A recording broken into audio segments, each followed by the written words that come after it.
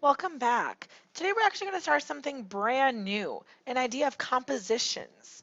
Okay, so we're taking a huge leap away from radicals and we're going to talk about compositions for a while. The composition of two functions is when you use the output of the inner function as the input of the outer function. Or more common terms, you plug one function into another function. We're going to start with the basics today. So here we're talking about evaluating these compositions. So what you're going to do is you're going to evaluate the inner function first and then take that answer and plug it in to the outer function. That's pretty wordy, so let me show you what I mean by that. So my inner function here is g of 1. So I'm starting in the middle. So g of 1 means I'm going to be plugging 1 into my g function. All right, so g of 1 means 2 times 1 minus 3. It means I'm putting 1 in anywhere I see an x in that g function. Okay, 2 minus 3 leaves me with negative 1. So that negative 1 is g of 1. So what that means is I can rewrite this instead of g of 1, well, that equals negative 1. So I put that in there. Okay, g of 1 equals negative 1. Well, now what that means, now I can evaluate f. Oh, I apologize. I can evaluate f at negative 1. So now I put negative 1 in wherever I see that in the f function. Well, negative 1 squared is 1. So 1 plus 1, the whole thing turns out just to give me 2.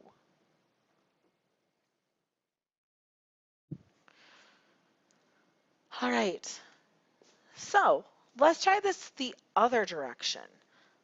Okay, so now this time I'm starting with the inner function of f of 1. So I'm going to begin by putting 1 into f.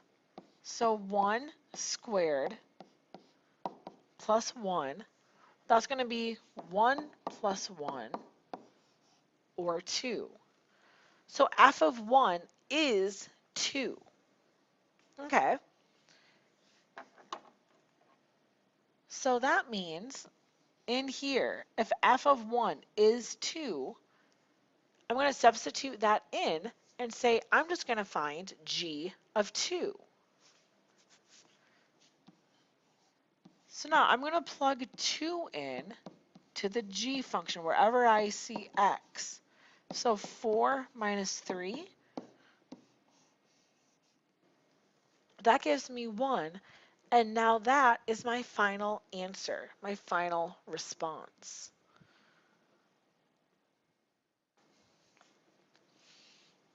All right.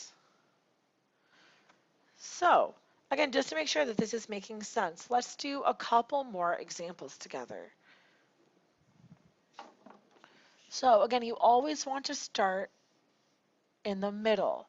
So g of 2. Well, g of 2 means I'm putting 2 in to the g function. So negative 4 plus 5 is 1. So g of 2 is the number 1. Okay, so what that means is this whole thing boils down to evaluating f of 1. So I always take my solution to the first part. That's my new input for the second part. Okay, so now I'm putting 1 into the f function. So 1 squared minus 5. So 1 minus, oh, I apologize. 1 minus 5 is going to be negative 4 is my final answer. When you start with a number here to evaluate, it means you get out a number in the end.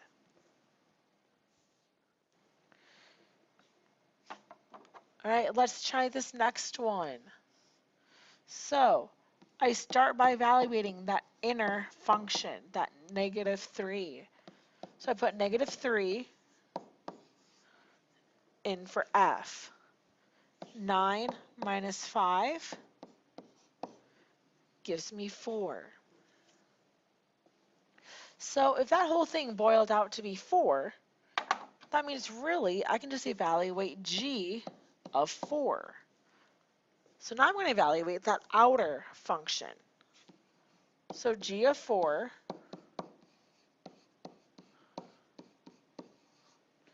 so I have -8 plus 5 is going to give me a -3. And that's going to be my final result. So for each of these, you basically have to evaluate two things. You evaluate the inner function, plug that in, and use it to evaluate the outer function. All right, so thank you for joining me for this. As always, please make sure you have all of it written down and then come and see me if you have any questions.